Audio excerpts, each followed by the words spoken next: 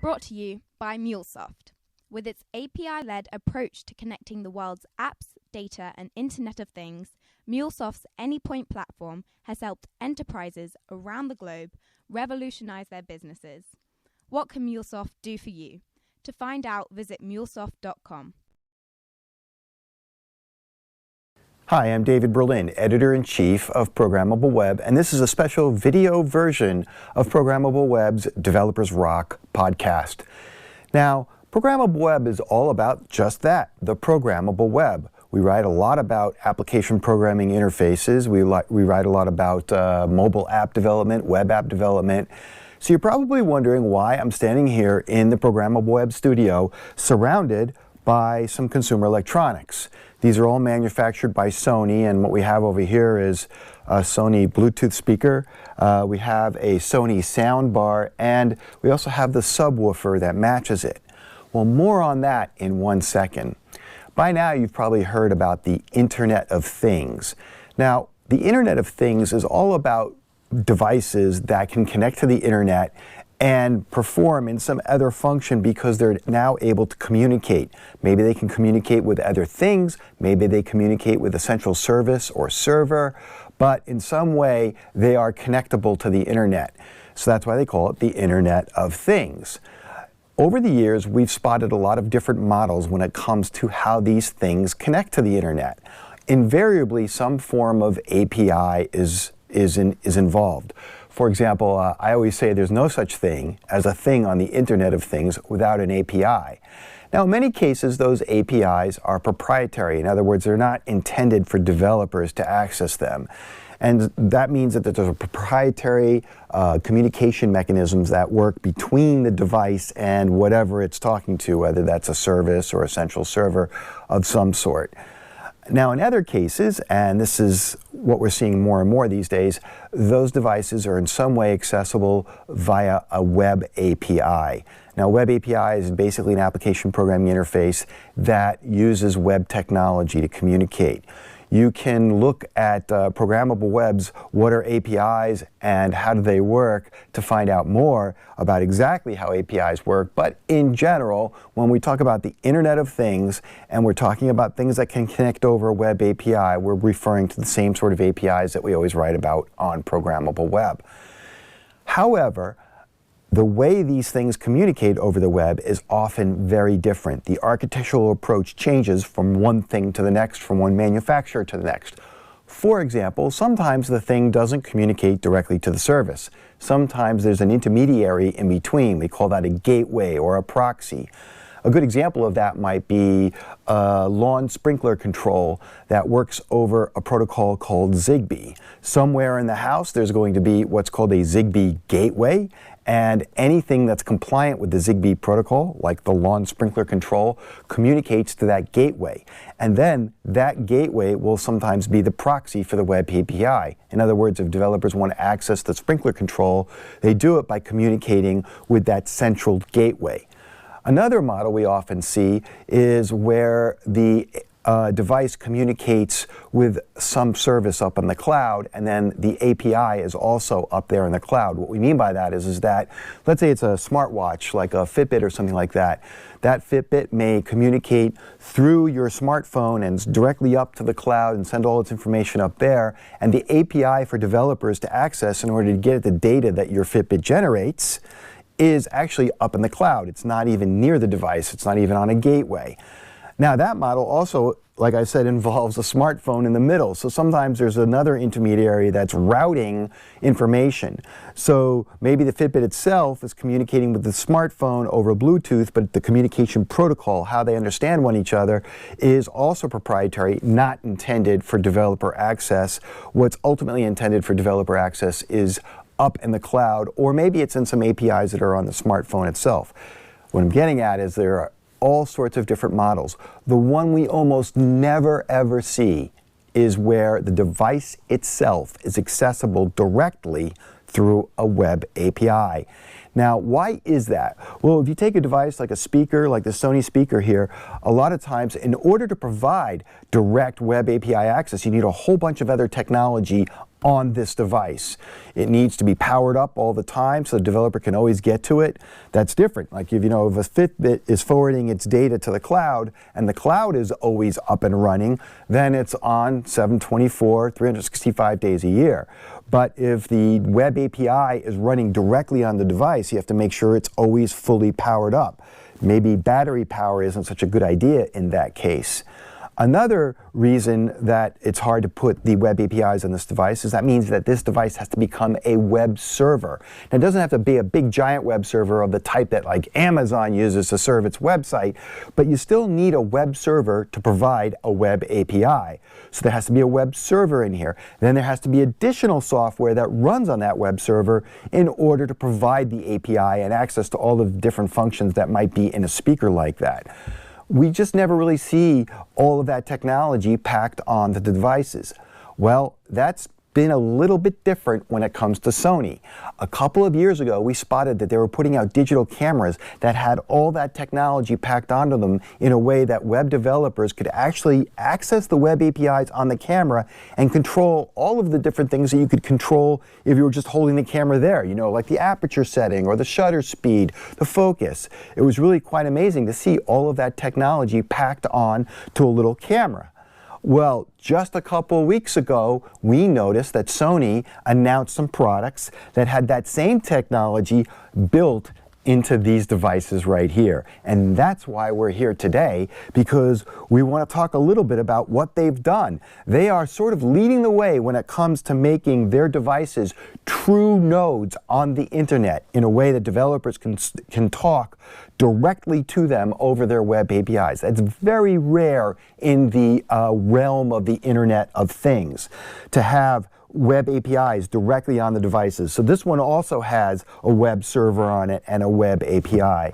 So what we wanted to do was we want to take a look at these devices. Now, I want to go over them real quickly. This one here is, like I said, a Bluetooth speaker, but it's also a satellite speaker if you want to set up a surround sound system for your big screen TV that involves this soundbar and this subwoofer. Again, these two things go together, and you can pair up two of these with this whole system to form your surround sound setup. However, you can't just pair up one. So when Sony sent me this stuff, I was like, well, wait a minute, you sent me just one, and that's when I discovered, oh, wait a minute, this is a standalone Bluetooth speaker as well. So that means that both of these have their own web APIs in it that Sony wanted us to take a look at, and that's exactly what we're going to do. We're going to first take a look at what it takes to set these guys up. So we're going to go up and hook it up to the flat screen TV that's in my house, and also to set this up independently as a Bluetooth speaker. And then we're going to take a look at what it's like to access the APIs that are in them from an API client like Postman, or maybe even we'll try some command line interface tools like curl. No matter what, we're just going to go ahead and see if we can find them on our network and then just start manipulating the settings that are in these guys. So that's going to be kind of exciting because I've never really done that before with consumer electronics like that. So what we've got here, just so you know, is that this is the HT-ZR5 speaker. And then this soundbar is known as the HT-MT500. And again, this comes paired up with a subwoofer. They work together, and you would hook them up to your flat screen TV just like you would any other soundbar. I'm not sure, I'm not a great judge of whether these are great audio devices by themselves. In other words, I don't know about all the different sound bars on the market, so we're really not going to review it for those capabilities. However, just the idea that we have these consumer electronics in here that are true nodes on the internet that will have their own directly accessible APIs is pretty darn exciting. Now, with all that said, we're going to take a look at these devices in separate videos. So in this particular video, we're going to look at the soundbar and the subwoofer, and in the other video, we're going to take a look at this Bluetooth speaker.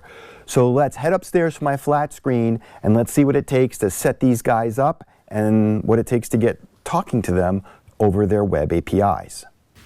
Okay, so here we are in one of the rooms of my house that has a flat screen TV.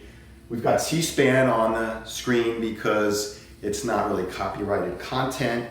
And I've got a few things to note here. First of all, I don't really think this product was intended for the American market. And one of the reasons for that is because we have two users manuals. Each of them has several different languages in it. None of them are English, right? And to also kind of back that up, if we look at the plug on the power brick that goes with the soundbar, it's one of these guys. I don't know if you can see that, but it's not your typical North American plug. It's the type of plug that you see in a bunch of European countries like the Netherlands. The subwoofer actually has all of the power circuitry inside of it, so you only need a wire, a cord, and in this case it was a North American connection. Here's the part that goes into the subwoofer. Now, speaking of connections, let's talk about a few of the connections that have to be made here. The soundbar has to get its audio from the TV. To make that connection, you need the digital audio out connection from the TV into the soundbar. That connection is made with one of those optical wires. The other connection you have to make is for the HDMI interface going out of the soundbar into the TV. Now, why do you need that? Because the user interface of the soundbar for setting it up and everything actually has to be put out onto the TV, and then you control it with the remote control that comes with the soundbar and the subwoofer. This controls things like your audio volume, mute, things like that also. Now, in my case, I've got all my HDMI ports on my TV taken up by various things. The cable box, Fire TV from Amazon. So I had to unplug one of those in order to get this working. The good news is you don't need it all the time. In other words, once you're sort of done setting it up, you really don't need the visual interface of the soundbar, so you can plug your other device back into whatever port you had to unplug in order to get it all set up. Another connection that you have to make is with the network in your house. The audio bar has an Ethernet connection, a hardwired RJ45 Ethernet connection on the back, but it can also connect to your home network over Wi-Fi. So you have those two options, and that's especially useful in the event that you don't have a hardwired connection near your flat screen, which we do not. We only have Wi-Fi in this room. So the next steps are we're going to go ahead and get this whole thing set up and plugged in, and I'll show you what the setup screens look like. Okay, just to give you some idea of what things look like, on the back of the soundbar, you've got your input from the power brick for the power, the electricity. You've got your LAN port in case you happen to have hardwired ports in your room for your local area network. You've also got your HDMI out port. So this is how you get the elements of the user interface for the soundbar out to the TV. And again, in my case, I had to unplug something else. And you really only need that, for the most part, just for the setup. And then finally, over here, you have your audio in, and this is to get sound into the soundbar, of course. And you actually have an option of the plain old 3.5 millimeter analog audio in, or the optical connection for audio in. And that's the one that I'm going to use. So we're going to get this hooked up. Now, one other thing to point out is that no connection is necessary to the subwoofer. That connection is a wireless connection. So there is no hardwired connection between the soundbar and the subwoofer, which is kind of cool. Okay, now we've got everything plugged into the back of the soundbar. As you can see, the audio out from the TV, the optical wire going into the optical input. We've got the HDMI cable going in right here, power, and finally on the end of the power I had to get one of those adapters because it was a European plug, as I said earlier, in order to adapt it to the North American circuitry that we have here. So I'm going to plug that in and we'll see what happens. Okay, before we plug the soundbar in, we're going to plug the subwoofer in. So that's happening right now, and there you can see that the red light just went on right there. So it appears to be powered up and ready to go. I don't think I have to power it up. Let's see what happens if I press this button. That turns it off, so that's just the on-off button, but if you plug it in, it goes to an, oh wait, there we go. Probably have to go to a green button. And My guess is it's blinking right now because it's waiting to form a connection with the soundbar, and the red light must indicate that it currently does not have that connection. So let's go ahead and plug the soundbar in and see what happens. Okay, we're looking at the soundbar now underneath the TV. There's C-SPAN right above us. I'm gonna go down here. The light is still red on the subwoofer. My finger is positioned over the power on button. It's going to give that a press. And let's see what happens. Oh, here's the display. It's telling us to wait. And making sure that we have a sustainable approach Oh, to recreational. and there we have it. It knows it's connected to the TV. The volume level is 10. And let's pan over to the subwoofer to see what it's showing here. There it is. The light is green. All right, so now we're going to move over and check the user interface of the soundbar to see if we can get it set up. Okay, so what have I done here? I've gone into the television's configuration and I picked the input that the soundbar was connected to, which in this case was HDMI 1. Then, while it was connected and the audio was still playing from C-SPAN, I'm going to hold the remote control up here. I pressed the home button on the remote control, and it switched from the regular C-SPAN broadcast to this screen. Now, up in the, we can navigate the screen by hitting the rocker button on here, so you can see that I can go down like that. Like that, like that, like that. And I think if I pick this, it'll just take me back to the broadcast, if I'm not mistaken. Let's see what happens. There it is. So now if I hit the home button again, let's see what happens. Yes, it takes me back into the user interface for the soundbar.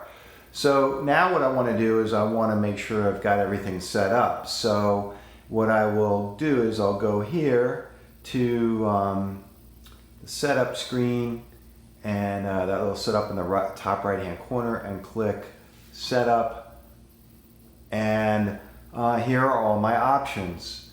I can update the system software, as you can see, but I need to get a network connection going first. So let's kind of scroll through these here. These look similar to the ones we just saw. And right there is the one I want, which is easy setup. So I'll pick that, and okay, we'll pick English. That's the one I'm most familiar with. And let's see what it's telling us.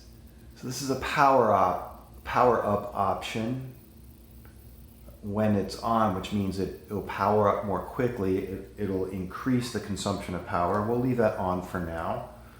Okay, and next it's asking me where we put the subwoofer. Is it under a couch or is it next to the TV stand? In this case, it's next to the TV stand, and it says when set to on, the sound is optimized for the subwoofer placement under a sofa.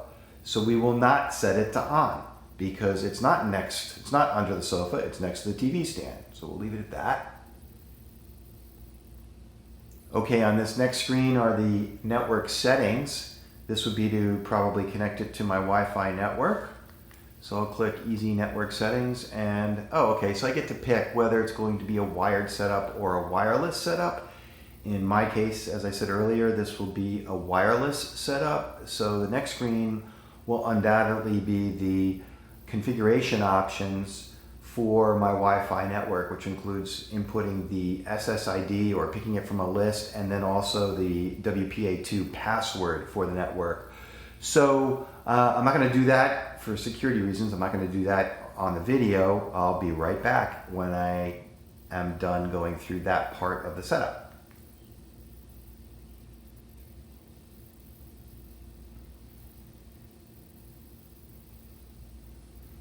Okay, now it's connecting to the network. We'll see what happens.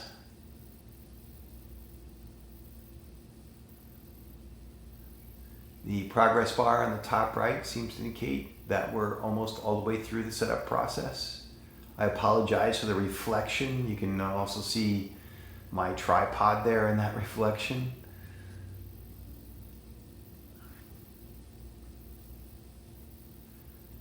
And there we go. We're successfully connected. And it's telling me that I can also connect up a music service using Chromecast, which is kind of cool. So that means Spotify or one of those guys. I'm not going to worry about that right now. I'm going to say no, and we're finished. Okay, so now that I'm done setting it all up, the next thing I need, I think, and I'm going to go looking for it, is the IP address of the soundbar, if there is an IP address for it, because we'll need that in order to connect to it with something like Postman in order to test the web APIs that are built into the soundbar. So I'm just going to kind of move this over a little bit. And so let's go ahead and go into the setup again. So we'll go in there. And the network settings are undoubtedly where that information can be found.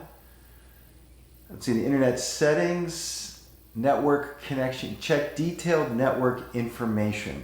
That sounds like what I'm looking for. So let's go ahead and click on that. And there you have it. There are the settings that I was looking for. You can see right there, the third item down says IP address setting is automatic, and underneath that, the IP address itself is 10.0.0.26.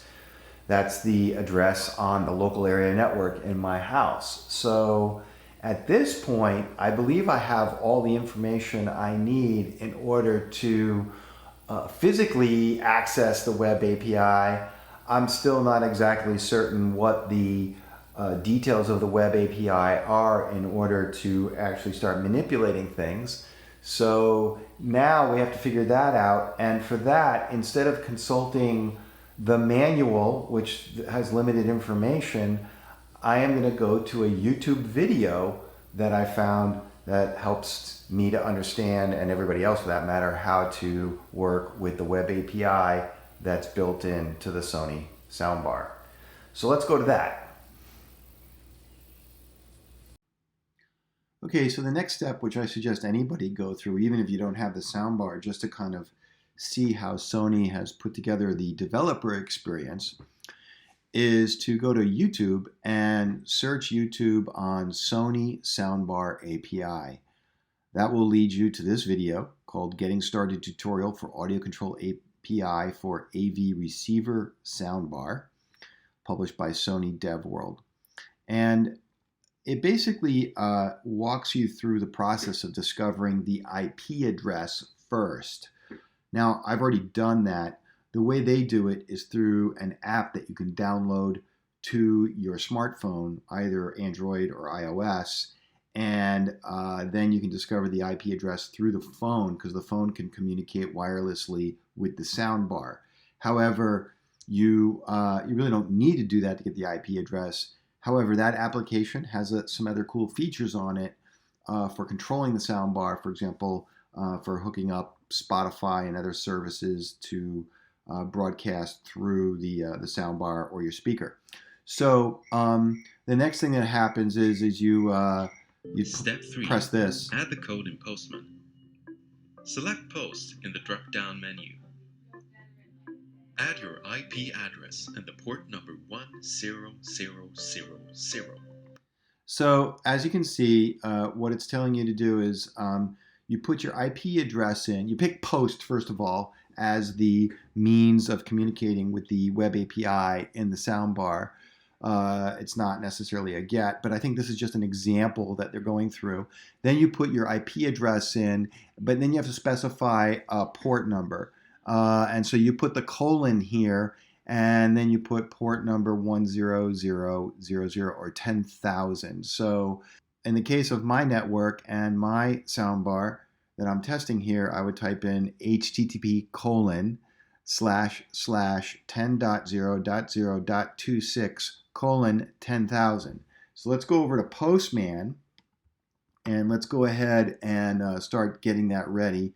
So I put post, and then I put here 10.0.0.26 and colon 1, 2, 3. So that's going to be the base of all of my calls to this web API, that base URL. And then we'll go back to the video because it'll give us some additional information here. Let's see what it has to say.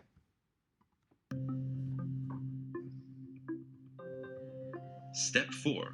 Copy the code from the Developer World website. Go to developer.sony.com on your computer. Select Home Entertainment Audio Control API. Select API information, API references. Okay, so on another tab here, I've got that already open, and here are the API references. Now, this is where there's a little bit of a disconnect in the developer experience because, as it turns out, the documentation, as of the publication of this video, by the way, it could have changed by the time you view it, but as of the publication of this video, which is in the summer time frame of 2018, was incorrect. In other words, the actual API reference material has the wrong endpoint to call. So here, let's keep following along, and I'll show you what I mean by that. Find and select Get System Information. So let's go ahead and get system information. So we'll click on that. And as you can see, it's giving us some basic information about the get system information path of the API. It says it comes from the library system. It's version 1.4. So shows the different devices that support it. So one device that supports it is the HT-MT500. That's our soundbar. The SRS ZR5, that is the same as our Bluetooth speaker. But here's where it goes wrong. It says the endpoint is system get system information. That is incorrect. And you'll see what I mean in a minute. So let's go back here and listen to what the video has to say. Take note of the library name. Okay, so it said take note of the library name. That's going to be important as we go forward here. Copy the code from example 1. So we're going to go back here and we're going to copy this code in example 1. Whoops, that. Okay, I'm going to copy to my clipboard because the request gets packaged up in a JSON body here, a little bit of JSON. So when we send the request, we have to kind of send this along with that request, that first request. Let's go back and hear what it has to say. Step 5. Paste the code in Postman. Enter the library name Sony/system. Okay, so now we're going to go back to Postman and we're going to type in /Sony/system. Okay.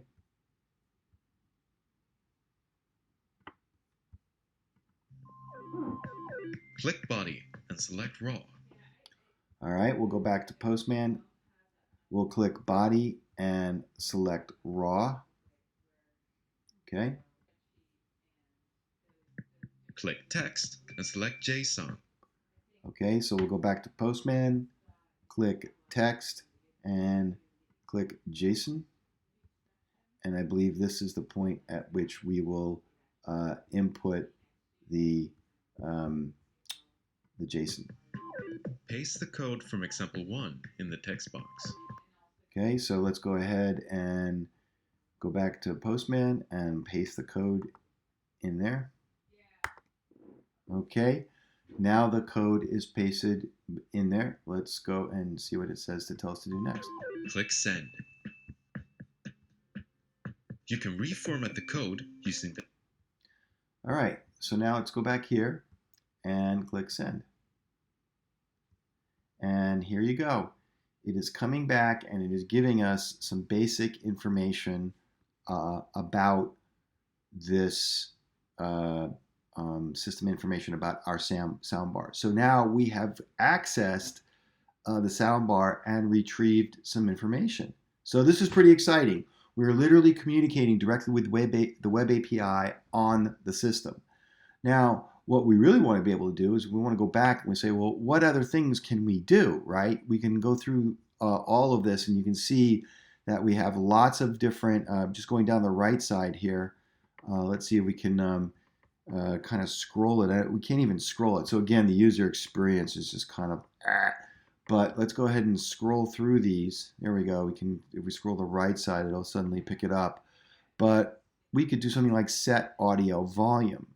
Now, what we have to do here is we have to go here. We can see that the library is called audio. And in order to set the audio volume, then you go back to your API, and as before, where the library name was system, you can see here in the URL that we're posting to, we posted to Sony/system. Well, in this case, you post to Sony/audio. Okay, so now let's go back to the example. Let's go back to the documentation so we can see what it says. And it gives us a variety of parameters that we can put in, but essentially it gives us an example. So let's go ahead and copy the example, and let's go back to Postman, and we're going to paste that in as our JSON that we're going to send. And we can change the volume from 5. Well, right now, if you remember where we left off, it was at 10. We can set the volume to 20. This particular guy here, this output, is optional. We don't need that, so we'll take that one out. And let's go ahead and do a send and see what happens. Okay, and it came back with a result, ID 98, result box, or bracket, I'm sorry, forming a box, an open bracket, a closed bracket. And if we go back to the example response, it shows us that that's essentially what we should have gotten. Not in the same order. As you can see, it says result bracket ID 98. So again, the developer experience isn't very tight here.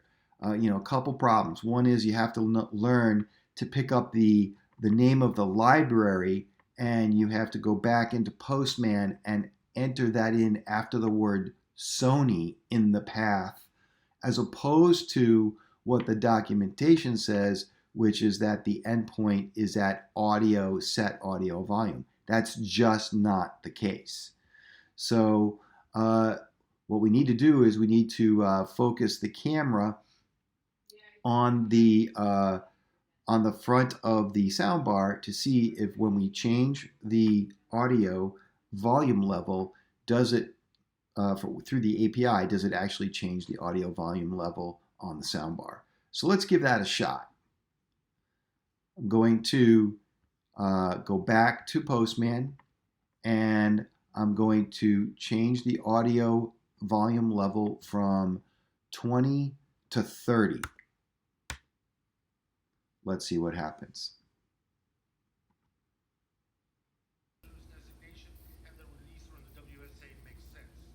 However, we still have concerns with this bill because it ignores the collaborative process that was trying to do.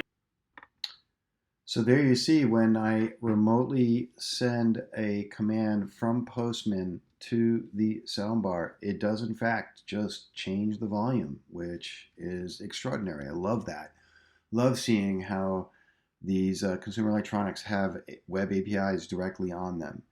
So now if we go back to the API reference, we can kind of dig through here and see what all the different capabilities are. So for example, we can get the power status of the device, which would be, I guess, looking to see whether it's on standby or not. We can get the existing sound settings, and there's a whole bunch of different sound settings that you can check on here.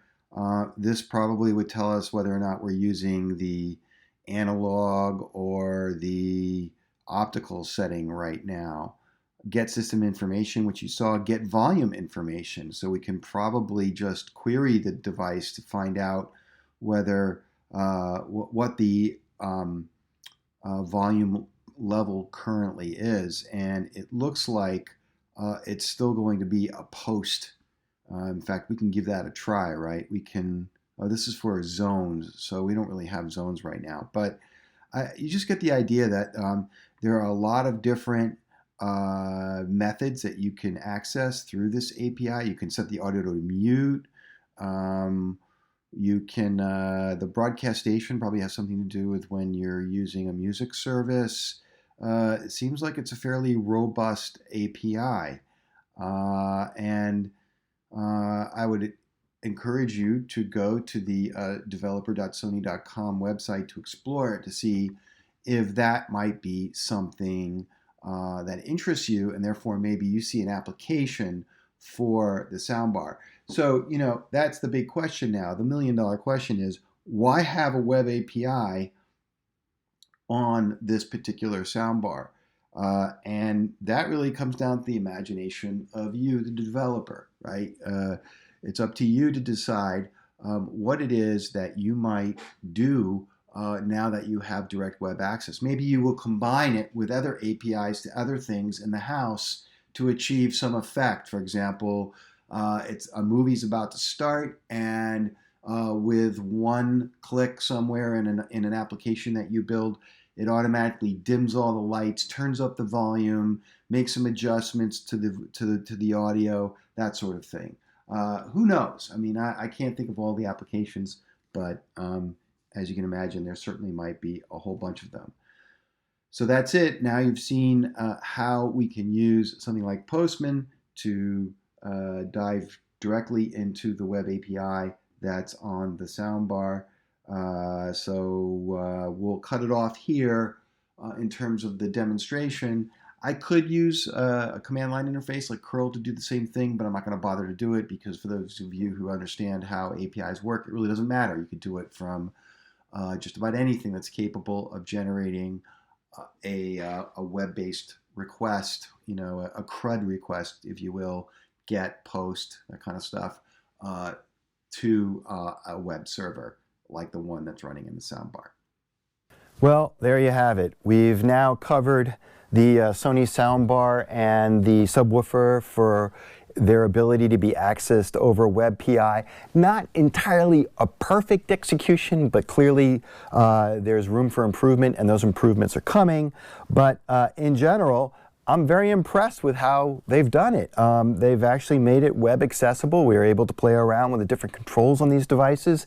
And kudos to Sony for kind of sticking with what the original designers of the internet had in mind, which is that all devices would be true nodes on the internet, as opposed to having all these proxies and intermediaries kind of fronting their API access or their web access or whatever else it might be for them.